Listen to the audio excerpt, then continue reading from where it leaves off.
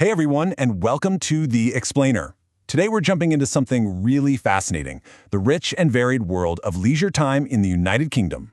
You know, when you think of the UK, you probably picture things like red double-decker buses, maybe some royal guards. But what about the day-to-day? How do 67 million people really spend their free time? That's what we're going to find out. Yeah, we're going way beyond the famous landmarks and the whole afternoon tea stereotype. We're going to peel back the layers and get a real, authentic look at the passions and pastimes that truly define daily life for folks all across the UK. So here's the plan. We'll kick things off at home and around town, then we'll check out the social scene, think food and pubs. After that, it's into the world of British film and comedy, and we'll wrap up by looking at some of the interesting rules that go along with it all.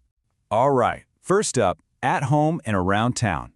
Let's dig into the pastimes that are really the foundation of daily life, the stuff happening in homes and neighborhoods everywhere. So what's really fascinating here is this mix of the old and the new. On one hand, you've got this deep national passion for gardening. I mean, people even rent small plots of land called allotments just to grow their own veggies. It's huge. But then, on the other hand, the digital world of Facebook and Twitter is just as crucial for connecting with people every day. It kind of shows you that community is built both in the garden and online. And of course, you have shopping, which is a major activity, and pet ownership. And that's a big deal. It's not just about companionship. It comes with real legal duties. And you know, speaking of gardening and national identity, that connection runs deep.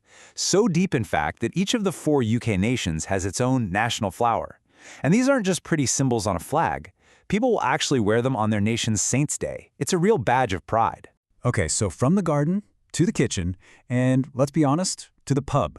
This next part is all about the social plate. Basically, how friendships and connections are built over a good meal or a pint. Now, the food scene in the UK today is incredibly diverse, thanks to its multicultural population. But these traditional dishes, they are absolutely iconic. You've got the classic roast beef and Yorkshire pudding in England, the sweet little Welsh cakes, the massive Ulster fry breakfast from Northern Ireland, and, of course, Scotland's famous, or maybe infamous, haggis. Right, so let's talk about haggis for a second. If you've ever wondered what exactly is in it, you are not alone. Okay, here it is. At its core, it's a savory pudding made with, well, sheep's pluck. We're talking heart, liver, and lungs, all minced up with onion, oatmeal, and spices. It has this really unique, peppery flavor, and it's a true Scottish delicacy, especially on Burns night. And where do people get together to eat and drink? Well, very often, it's the pub. And you have to understand, the British pub is so much more than just a bar. It's the central social hub for the community, a place for quizzes, pool, darts, and just catching up. Now, the rules are pretty straightforward. The legal drinking age is 18, but there's this interesting little exception. A 16 or 17-year-old can actually have a beer or a glass of wine with a meal, but only if they're with an adult. All right, let's move from the pub to the pictures. We're talking about Britain on the big screen. And honestly, the UK has had a huge influence on world cinema, basically since day one. This timeline really gives you a great snapshot. I mean, think about it. Public film screening started all the way back in 1896. Fast forward to the 30s, and you've got legendary directors like Alfred Hitchcock emerging.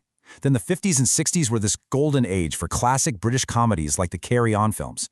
And today, the UK is an absolute hub for massive global blockbusters. Think James Bond or Harry Potter, largely because of its incredible expertise in things like special effects. And a perfect example of that is Ealing Studios. It's possibly the world's oldest working film studio, which is amazing in itself. But it's not just a museum piece, it's a world leader in effects and animation. This is the studio that gave us the Oscar-winning Wallace and Gromit films. Yeah, that's them. And the list of icons, it's just legendary. You've got stars from the very beginning, like Sir Charles Chaplin, all the way to recent Oscar winners like Colin Firth and Dame Judi Dench. Not to mention game-changing directors like Sir David Lean and Ridley Scott. We're talking about films that aren't just movies, they are absolute cultural milestones.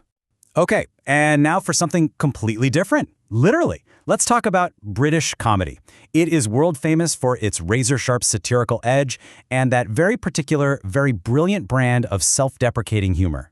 And this style of comedy didn't just pop up overnight. Oh no, it has roots that go back centuries. You can literally trace a line from medieval court jesters and the comic relief in Shakespeare's plays, right through the biting political cartoons of the 18th century to music hall stars, and eventually to the TV sitcoms and satirical shows we know today.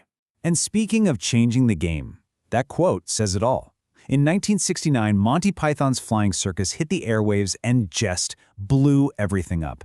Their humor was surreal, it was smart, it was completely groundbreaking.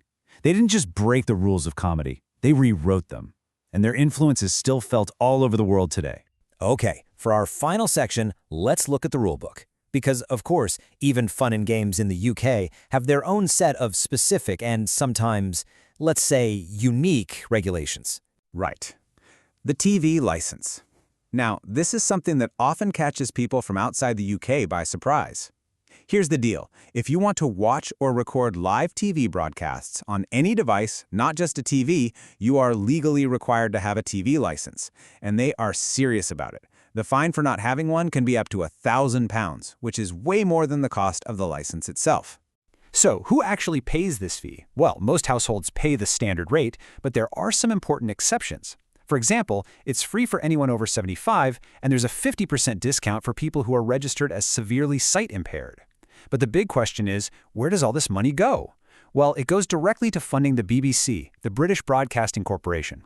This is what keeps the BBC independent from both government control and commercial advertising. It's a pretty unique system. The rules around gambling are also really clear and all about age. You only need to be 16 to play the National Lottery. But for pretty much any other kind of betting, we're talking casinos, betting shops, that sort of thing, you absolutely have to be 18. It's a very clear line in the sand. So when you take a step back and look at all of this, from gardening in an allotment to watching groundbreaking animation, from the local pub to biting political satire, you start to see this incredible cultural mosaic. And it leaves us with one big question to chew on. What do all these pastimes, all these little rules and traditions really tell us about a nation's character?